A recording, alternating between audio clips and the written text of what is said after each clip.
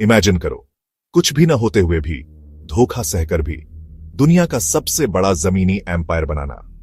यह कहानी है चंगेज खान की, जो हिस्ट्री के सबसे लेजेंडरी और कंट्रोवर्शियल फिगर्स में से एक हैं।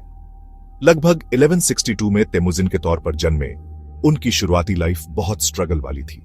उनके पापा को जहर दे दिया गया, उनका परिवार खुद को संभालने के लिए अकेला छोड़ दिया गया, और मंगोल स्टेपी बिल्कुल भी माफ करने वाली नहीं थी। लेकिन तेमुजिन बहुत टफ थे।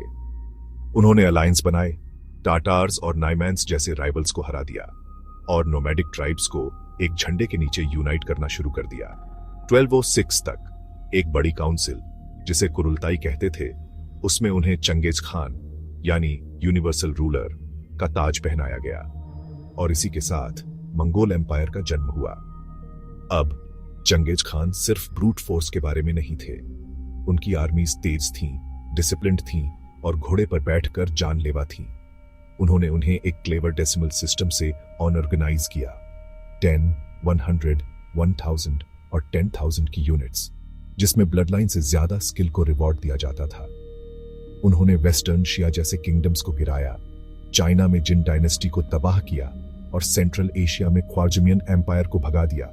लेकिन उनका रूल सिर्फ तलवारों और तीरों के बारे में नहीं था। चंगेज खान ने कानून बनाए, धार्मिक आजादी को अपनाया और एक पोस्टल सिस्टम यम सेटअप किया, जिसने उनके बड़े एम्पायर को कनेक्टेड रखा और ट्रेड को बढ़ाया। उन्होंने लिटरेसी को भी बढ़ावा दिया और पूजा स्थलों को टैक्स से बचाया। अगस्त 1227 में तांगुत किंगडम के खिलाफ एक थका देने वाले कैंपेन के बाद चंगेज खान की मौत हो गई। कैसे, कोई नहीं जानता। कुछ कहते हैं कि घोड़े से गिरने से हुआ, दूसरे बीमारी या यहाँ तक कि किसी हत्यारे की साजिश को इसका कारण मानते हैं। सच्चाई अभी भी एक मिस्ट्री है जो उनकी लेजेंड में और इजाफा करती है।